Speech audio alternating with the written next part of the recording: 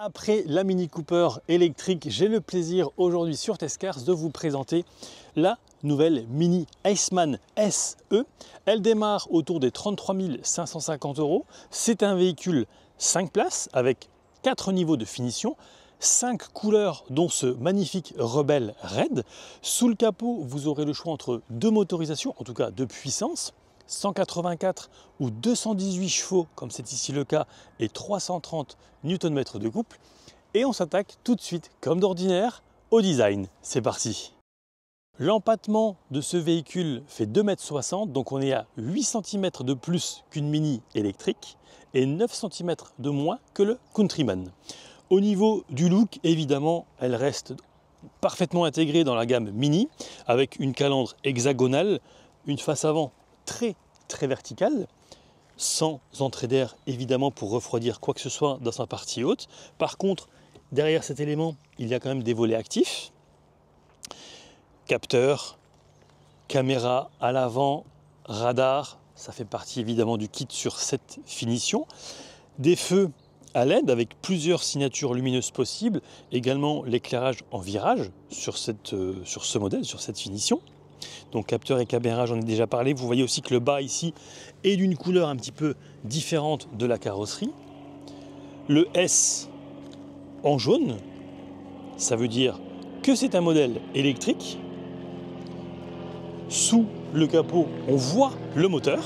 Il n'y a pas de frunk, donc il n'y a pas de rangement possible à l'avant. Ensuite, si on part sur la partie avant, le flanc du véhicule, passage de roue assez marqué. Ici, vous avez aussi de nouveau un capteur qui va vous aider pour les manœuvres de stationnement. Et vous avez aussi ici un élément stylistique, un peu sale, certes, mais qui est plutôt sympa. Les jantes, ce sera soit du 17, soit du 19 pouces. Ici, ce sont des jantes hexagramme Biton, des jantes hexagramme Spock Biton, voire même Triton lorsqu'elles sont sales. Alors, toute ressemblance avec un modèle Mitsubishi est fortuite. Il y a également le contrôle de pression des pneus. On poursuit avec des rétroviseurs rabattables électriquement qui intègrent une petite caméra ici pour un système à 360 degrés qui marche très bien. À l'intérieur, ici vous avez le bliss, donc l'alerte d'angle mort, un petit voyant qui s'allume en orange. Ce sera presque ton sur ton. Ensuite, le badge Mini en bas ici de portière, des poignées affleurantes pour optimiser le flux d'air, bien utile surtout lorsqu'il s'agit d'une version électrique. Ensuite, on prend un petit peu de hauteur avec des barres de toit, un toit panoramique en verre, assez vaste, on le verra un petit peu plus en détail à l'intérieur. Vitrage arrière, il est surteinté. On reprend évidemment des passages de roue avec les mêmes motifs qu'à l'avant sur cette partie ici. J'en profite également pour vous dire qu'il s'agit d'un fond plat. Ça, c'est vraiment bien, déjà pour protéger la batterie et puis encore une fois pour que l'écoulement d'air soit le plus fluide possible. Alors, sur cette partie arrière, on arrive sur un aileron assez massif qui intègre le troisième feu stop, une lunette pas trop inclinée avec la présence d'un essuie-glace, ça c'est important. De nouveau, évidemment, la marque et surtout le modèle ici en toutes lettres. Une très belle signature lumineuse, je trouve. Capteurs, caméras sont également de la partie sur cette finition qui est à un peu plus de 46 000 € telle qu'elle est équipée. On verra un petit peu aussi pourquoi, qu'est-ce qui justifie ce tarif à l'intérieur. Donc caméra de nouveau ici, les capteurs j'en ai parlé, et vous avez aussi la possibilité de mettre un crochet d'attelage amovible pour tracter jusqu'à 750 kg. Voilà pour le tour du véhicule. Comme je vous disais, les proportions sont vraiment entre celles de la Mini électrique et de son grand frère le Countryman, et je vous propose maintenant qu'on passe à l'intérieur. Alors lorsque l'on ouvre la portière, vous voyez ici, il y a quand même du textile, des couleurs, un environnement, une ambiance très particulière. Alors on va commencer par ici, avec des éléments en plastique. Ensuite, du textile bleuté avec les 4 vitres électriques, le réglage des rétroviseurs. Ici, c'est simplement pour les rabattre. Ça peut être utile par exemple si vous empruntez un chemin assez étroit. Ici, déverrouillage du véhicule, naturellement. En partie basse, ce sera de nouveau du plastique. Ici, la petite bouteille mini qui va bien. Alors là, ils nous ont mis même du produit pour nettoyer les vitres parce qu'il a plu ce matin, ça c'est très pratique. Alors, vous le voyez, justement, ici, on va pouvoir mettre une petite boisson, je dirais. Attention, ceci n'est pas une boisson. Et un petit chiffon, voilà. Même une bouteille de chez Mini passe. La contenance est de 33 centilitres, donc voilà. Ça vous donne une idée concrète. Ici, c'est vraiment, je trouve, très beau, très ergonomique aussi, avec des éléments sculptés juste derrière.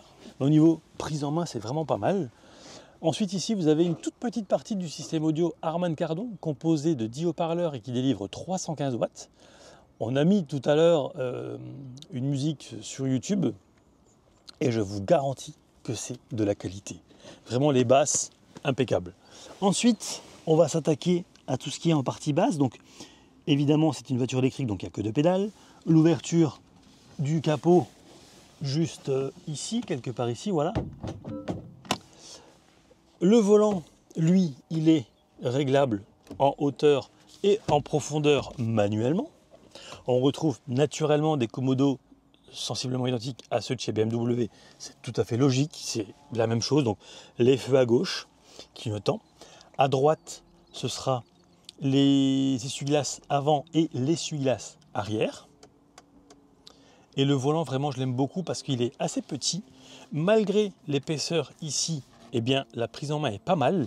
Si on le tient comme à l'auto-école à 10h10, ça permet aussi de le tenir extrêmement bien et limite de reposer un petit peu ici, la paume, la paume de la main, on va une partie de la paume de la main. Donc vraiment, ça c'est top.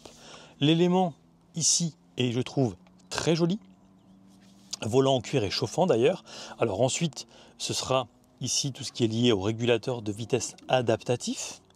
Et sur la partie droite, tout ce qui est lié au volume, commande vocale, source sonore, le téléphone, favori et puis naturellement la navigation dans les menus. Je vais klaxonner pour vous faire écouter le klaxon. Vraiment top, dissuasif. Les clignotants,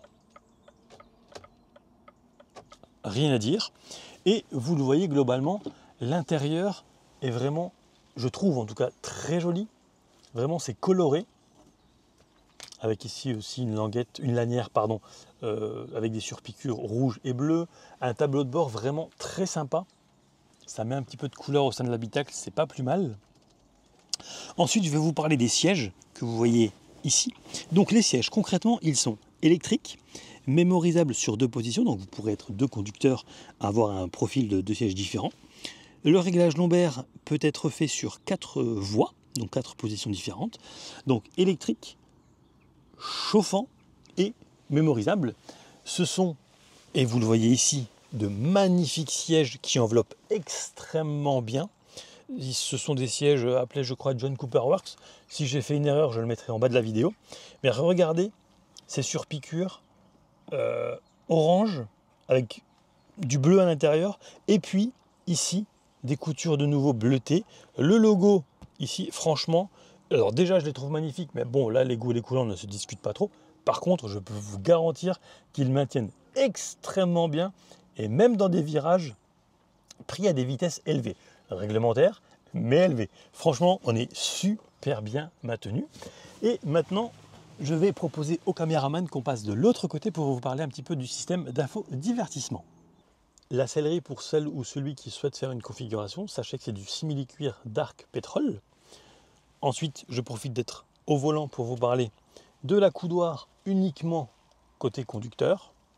Il n'y a pas d'accoudoir pour le passager. Une petite boîte de rangement estampillée Mini avec voilà, un petit peu d'espace pour mettre quelques clés, boissons je pense pas, mais un peu de monnaie ou une carte de recharge, un télépéage. Ensuite, ici vous avez un double porte-gobelet, de quoi éventuellement mettre votre téléphone, ou alors vous le posez ici et ça va charger par induction. Vous avez en outre deux prises USB juste ici. Alors hop, on va enlever le téléphone voilà, pour que vous puissiez bien les voir. Juste là.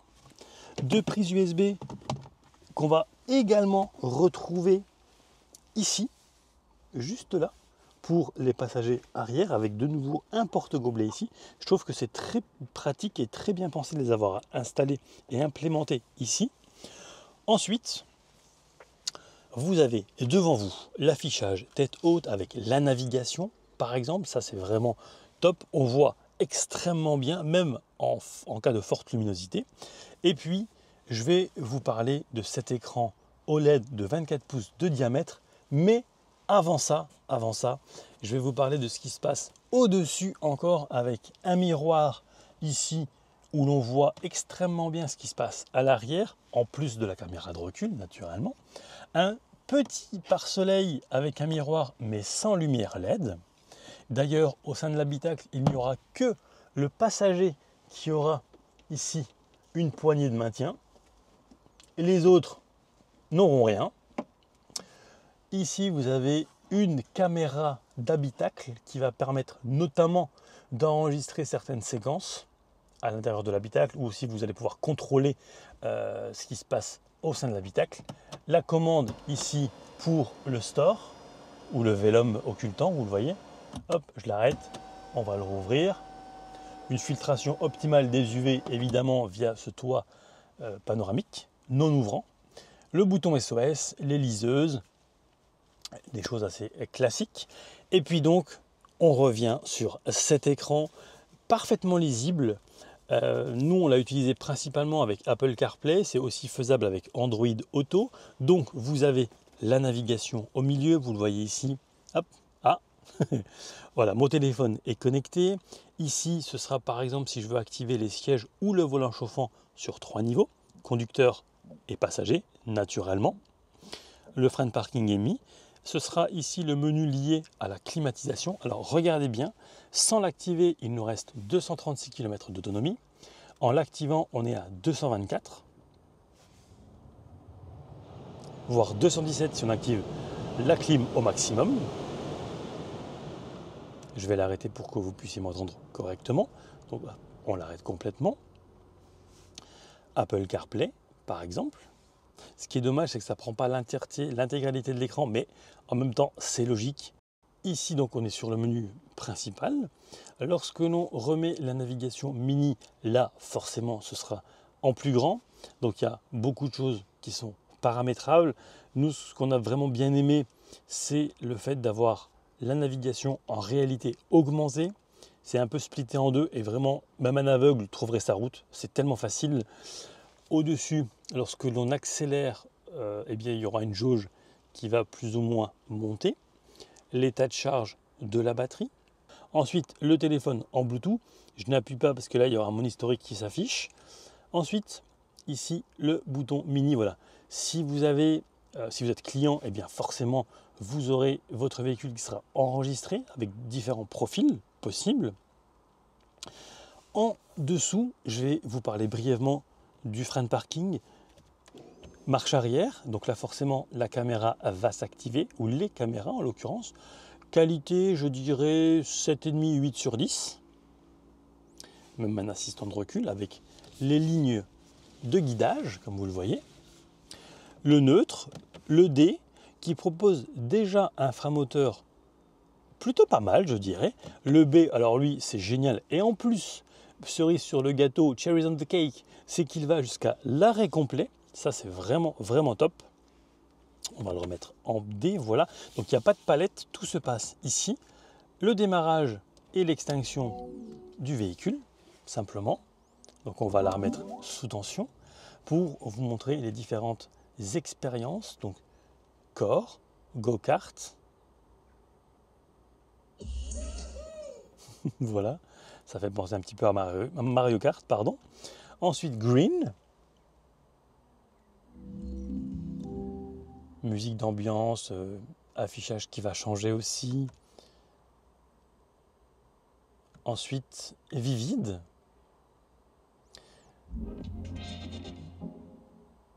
Voilà. On passe à Timeless.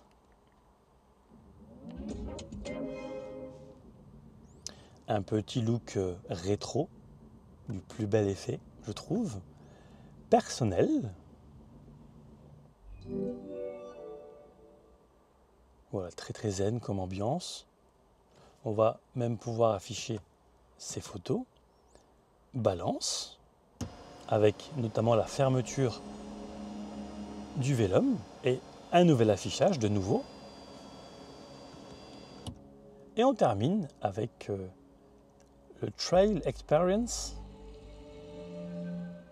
Voilà, un petit peu de nature. C'est, je trouve, très sympa. Donc on va se remettre encore, voilà. Hop. Ensuite, en dessous, ici, vous avez certains raccourcis pour notamment les aides à la conduite. Alors typiquement, c'est enlever l'alerte de survitesse qu'on peut aussi enlever directement depuis le volant en appuyant et en maintenant le bouton 7. Donc il y a pas mal d'aides à la conduite, notamment l'avertisseur de franchissement en ligne qui est extrêmement efficace et qui va faire vibrer le volant. Assistant de démarrage, ça c'est quand il fait froid par exemple, en hiver en l'occurrence, pas quand il fait froid mais quand il y a de la neige. Le frein automatique hold, extrêmement pratique. La recharge, bon, évidemment, on va pouvoir déverrouiller le câble avec un simple clic.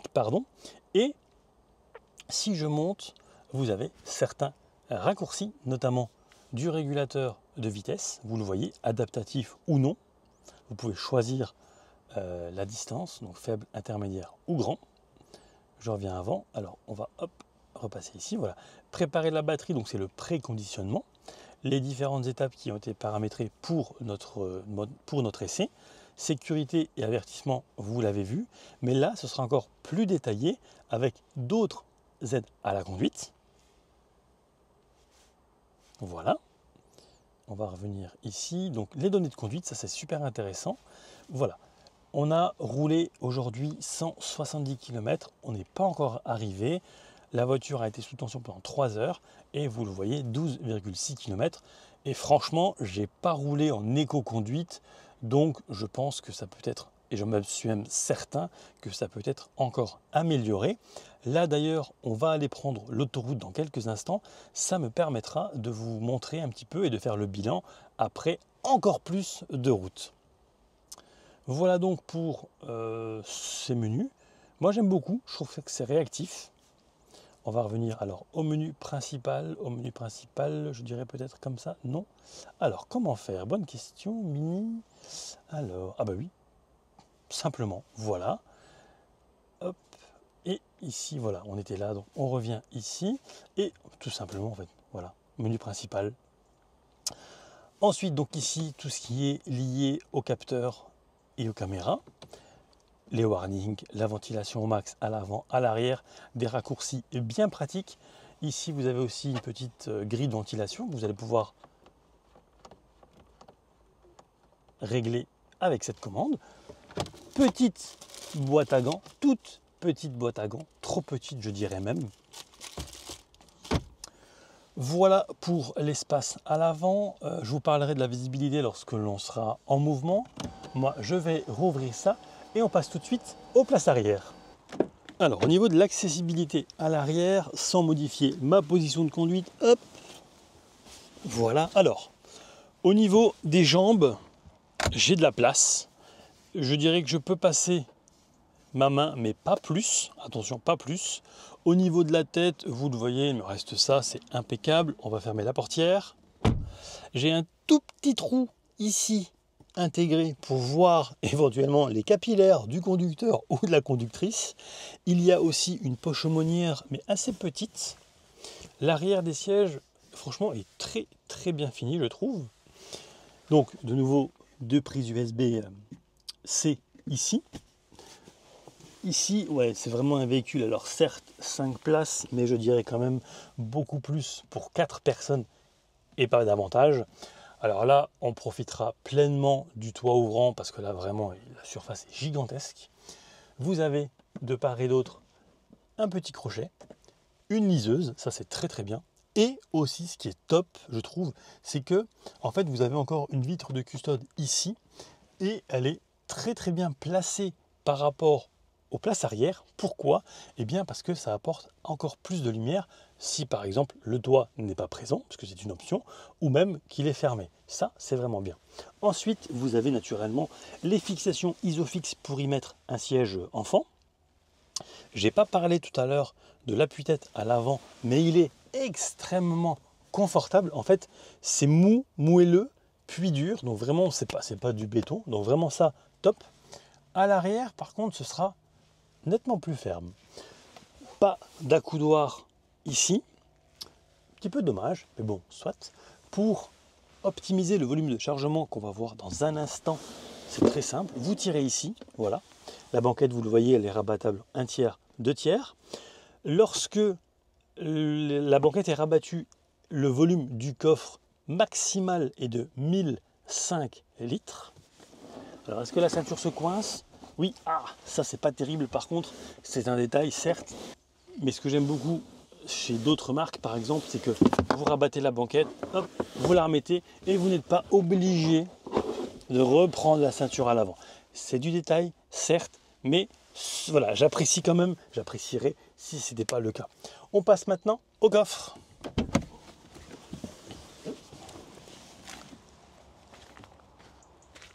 Dont le volume minimal, comme c'est ici le cas, est de 300 litres. Alors là, j'ai triché un petit peu et vous ne le voyez pas, quoique si vous le voyez peut-être ici, au-dessus de la plage arrière, parce qu'en fait, ma valise ne passe pas sans que je rabatte un tout petit peu. Voilà, vous le voyez ici, elle n'est pas vraiment clipsée, elle n'est pas accrochée. Voilà. Donc en gros, une valise, plus petite valise cabine comme celle-ci, dont je tairai la marque, mais elle vient de Dieppe, ça passe. Par contre, une valise dont la marque vient de Molsheim, elle ne passe pas.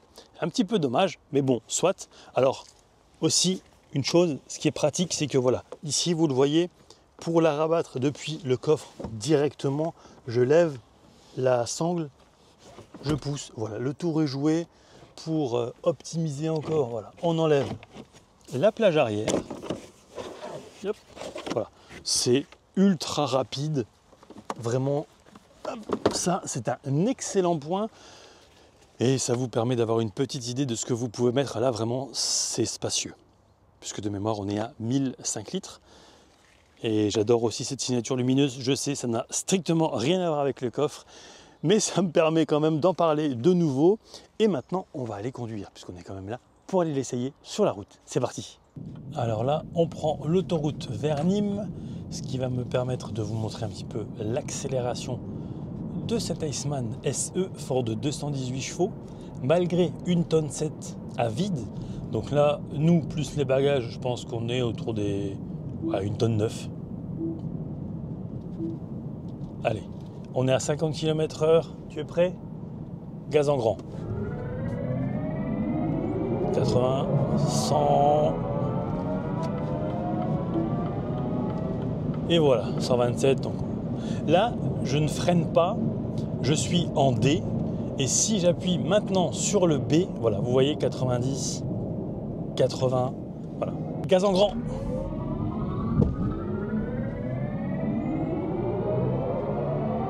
Et nous voilà déjà à 110 km/h, puisqu'elle réalise l'exercice du 0 à 100 en seulement 7 secondes 1. Ou 7 secondes 1 pour être très précis. Donc là, ce que je vais faire, c'est que je vais activer le régulateur de vitesse adaptatif. Donc si on maintient une fois vers le haut, c'est de 10 en 10. Et si on donne des petites impulsions, c'est de 1 en 1. Voilà, on va se mettre à 110 compteur. Ça ralentit tout seul évidemment. Et voilà, là, je ne fais plus rien.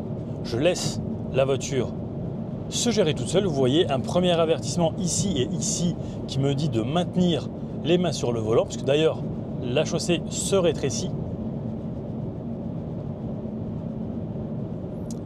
Hop, alors est-ce que le clignotant... Ah oui, le clignotant détecte quand même une présence. Donc là, je ne vais... Ah, on va faire un 110-130, tiens, parce que là, la vitesse passe à 130 km/h. Et c'est parti. 120. Et on est déjà à 128. Nous étions à 128, donc je vais mettre à 130, voilà. Le véhicule reste dans sa voie. Hop, alors je vais mettre le régulateur de vitesse adaptatif en faible, oui c'est très bien comme ça. Hop, et on remet la navigation. De nouveau, vous le voyez, là on me demande de remettre les mains sur le volant. Ça devient rouge. Et ça freine tout seul. Voilà. Hop, ça, l'ABS venait de se déclencher, donc là, je reprends la main, forcément. Donc, idéal quand vous faites de longs parcours pour être vraiment le plus reposé une fois arrivé. Au niveau visibilité, on voit extrêmement bien à l'avant. Alors ici par contre, je trouve que les montants sont quand même assez épais, surtout de l'autre côté avec le rétroviseur qui est positionné, je trouve, assez bas.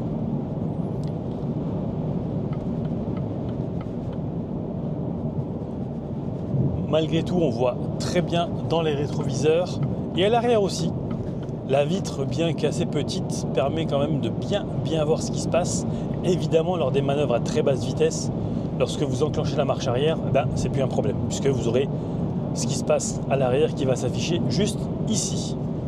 GPS, alors évidemment, voilà, on peut aussi choisir comment on veut qu'il soit affiché, avec là où on doit se rendre sur l'intégralité de l'écran. Ici, on coupe le trajet, l'itinéraire en cours. On fait une recherche simplement ici, voilà par exemple, vous voyez. Facile et intuitif, je dirais. Je sais que des confrères n'ont pas du tout aimé cet affichage. J'ai pas trouvé grand chose à redire, quoi. Ici, c'est tactile pour la température au sein de l'habitacle. Moi, je vais mettre à 18, sinon je vais commencer à cuire. Voilà. Donc, c'est vraiment facile. Si on se balade ici, on peut très simplement recentrer le véhicule, voilà, réactif, donc vraiment pas grand chose à dire à ce niveau là. Et je vous parlais tout à l'heure de la navigation dans les menus. En fait, la navigation avec cette commande, ça va vous permettre de naviguer dans les menus qui sont affichés sur l'affichage tête haute. Donc là par exemple, j'ai Apple CarPlay avec titre précédent, titre inconnu. On clique, en fait on exerce une pression au milieu, donc titre précédent, titre inconnu ou titre suivant. Apple CarPlay, ou si je descends, j'ai accès à la radio. Donc voilà, c'est vraiment intuitif, facile, on ne s'y perd pas. À 80 km/h, j'ai mesuré 59 décibels au sein de l'habitacle, et à 130 km/h et sans parler,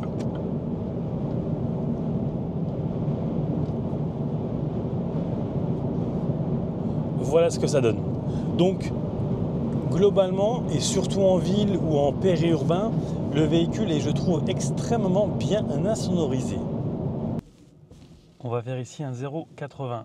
0, c'est parti. 40, 50, 60, 70, 80.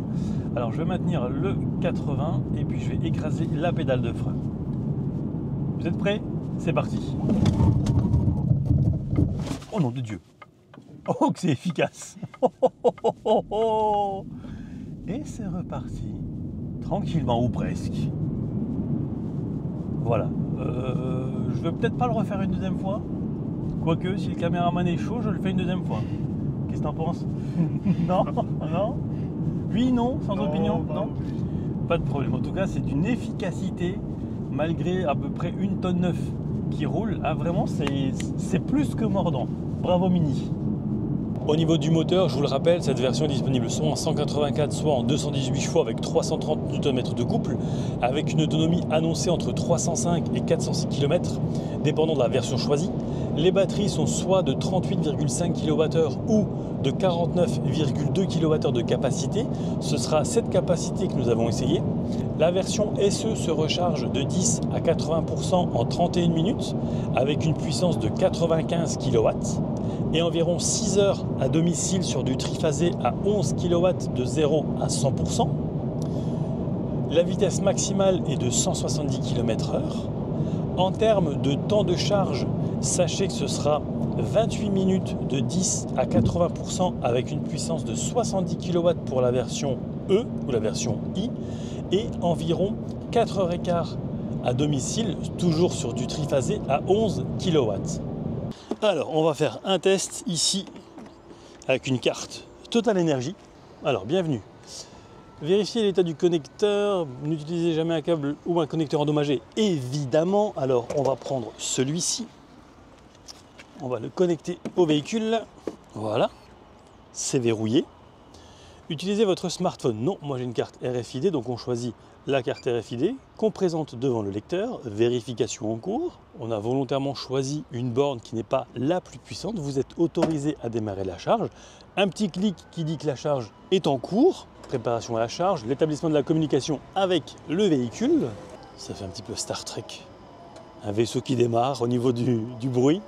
Voilà, le véhicule donc est à 42%, la charge vient d'être lancée. On va voir un petit peu ce que la borne délivre ici. 37 kW et un bourdon. Alors, est-ce que le véhicule dit quand est-ce que la charge sera terminée? Alors, oui, absolument, à 18h15, en sachant qu'il est 16h36.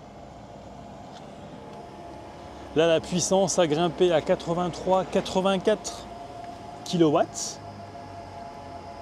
Donc, ouais, c'est pas mal. Pour une borne de ce type-là, c'est vraiment pas mal. Donc voilà, vous aurez compris, 16h36, fin de charge, j'ai dit 18h15. Donc, c'est vraiment plutôt rapide.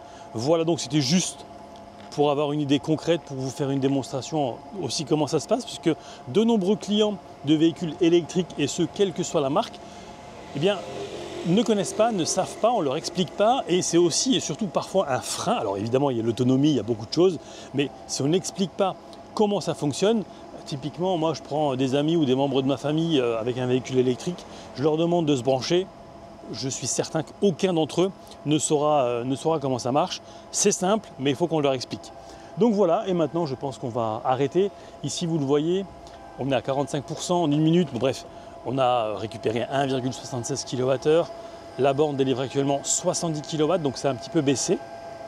On est à 40 et quelques, 83, 84, puis 70. Bref, nous, on va aller se changer, manger, et on se retrouve dans peu de temps. Le véhicule est agréable à rouler, vraiment. Les dépassements, vous l'aurez compris, ne sont absolument pas un problème. Moi, j'ai trouvé la direction un petit peu dure. Le châssis est extrêmement sain. Alors, je ne vous montrerai pas comment j'ai pris certains ronds-points en toute sécurité, mais je vous garantis que le châssis est sain. Alors évidemment, c'est aussi lié au fait que la batterie soit sur le plancher. Donc, centre de gravité bas. Est-ce que ça ressemble à un karting? Non. C'est pas une Mini Cooper première du nom, évidemment pas. Mais j'ai trouvé vraiment le châssis sain. On peut s'amuser avec, même si c'est pas sa vocation première, attention. Hein. Mais vraiment, ouais, très, très agréable en ville. Le rayon de braquage, il est de 11 mètres, un peu plus de 11 mètres, je crois que c'est 11,1. Donc c'est pas exceptionnel. Mais voilà, ça reste correct. Au niveau des suspensions, parce que là on va passer d'ailleurs un Dodan, voilà, bon à ferme, dépendant évidemment du Dodan et de la vitesse à laquelle on les prend, mais tout à l'heure on en a passé à 30 à l'heure, aucun problème, on sentait quasiment rien. A contrario, on en a passé certains à 10 voire 15 km/h grand maximum, et là il valait mieux tourner un petit peu le volant pour prendre légèrement en travers la réception, on va dire, du Dodan, parce que là ça commençait à taper fort. Alors comment on est installé à l'arrière? Eh bien on y est extrêmement bien. Il y a de la place de nouveau évidemment pour les jambes. Le conducteur en plus étant très très légèrement plus petit que moi, bah, c'est un bonheur. On est bien maintenu aussi. Ah, vraiment, c'est vraiment très très agréable. Et vous le voyez, là j'ai un petit peu de soleil grâce au toit vitré panoramique. C'est toujours un petit plus appréciable. très bonne visibilité, comme je vous le disais, vraiment beaucoup de lumière qui arrive évidemment par la vitre ici, par la vitre à l'arrière. Ah, vraiment, c'est très très agréable. Et alors ce silence de fonctionnement, ah quel bonheur! Évidemment en tant que conducteur ou conductrice, mais même en passager, on apprécie aussi beaucoup la quiétude qui règne au sein de l'habitacle. Ah. Hop, on descend un petit peu, on se met en mode de repos. L'avantage d'être deux, c'est qu'il y a potentiellement toujours un chauffeur. Et ça permet aussi, bien entendu, de tester en conditions réelles l'espace et le confort à l'arrière. L'appui-tête, j'en ai parlé tout à l'heure lors de la présentation de l'habitacle. Je reste sur les mêmes choses, le même avis. On va se remettre droit quand même. Petit tour, voilà, pour vous montrer un petit peu aussi la place que j'ai au niveau des jambes. Vous voyez. Au niveau de la tête, bon, je pense que là vous avez déjà vu, hein, c'est pas un problème du tout. Je rappelle qu'il n'y a qu'une seule poignée du côté passager à l'avant. Ici, il n'y a pas de poignée, il y a juste de quoi mettre un cintre et une liseuse ici, tactile. Alors c'est vrai que c'est un véhicule 5 places, mais de par ce tunnel de transmission au milieu, je vous le remontre, il est voilà, juste ici. Eh bien, on sera beaucoup mieux installé, je dirais même beaucoup plus confortablement installé à 4 qu'à 5. En conclusion, sachez que l'architecture est commune avec la Mini Cooper électrique. Train roulant, amortisseur et d'autres éléments sont partagés entre les deux qui sont pour l'heure fabriqués en Chine en attendant la modernisation de l'usine d'Oxford à l'horizon 2026. Pour revenir aux amortisseurs et après plus de 350 km à son bord, c'est, je trouve, globalement un peu ferme, surtout sur une chaussée dégradée. À l'avant, les ferrons sont abandonnés. On reconnaît malgré tout de suite ce véhicule comme étant une Mini. Et une Mini, ça se doit d'être personnalisable avec plus de 700 combinaisons possibles entre la carrosserie, les jantes, l'habitacle ou encore le toit, sur lequel d'ailleurs on peut installer une galerie d'un poids maximal de 75 kg. L'intérieur de cette version est coloré, mais il est aussi possible d'avoir des versions plus sobres. À l'intérieur toujours, j'ai bien aimé l'agencement des commandes, l'ergonomie générale, mais j'aurais apprécié un espace par exemple où poser le coude en été qui soit plus doux et donc plus agréable, ainsi qu'un accoudoir dédié aux passagers. Parmi les options possibles, j'ai noté le Mini Connect Package qui comprend notamment le trafic en temps réel pour 9,90 € par mois ou 99 € par an. Je donne un exemple, mais ça donne évidemment accès à bien d'autres choses. Enfin, sachez que la batterie est garantie 8 ans ou 160 000 km. Voilà pour l'essai de cette Mini Aceman SE. J'espère que cet essai vous aura plu. Si c'est le cas, je vous invite comme d'ordinaire à vous abonner, à liker et à le partager. Un immense merci à Xavier pour les photos et son aide en vidéo, sans oublier naturellement Mini France, Pierre et ses collègues pour l'invitation à essayer ce véhicule. Si vous avez des questions, encore une fois, les commentaires sont là pour ça. Quant à moi, je vous dis à très vite pour de prochaines aventures auto et moto. Ciao!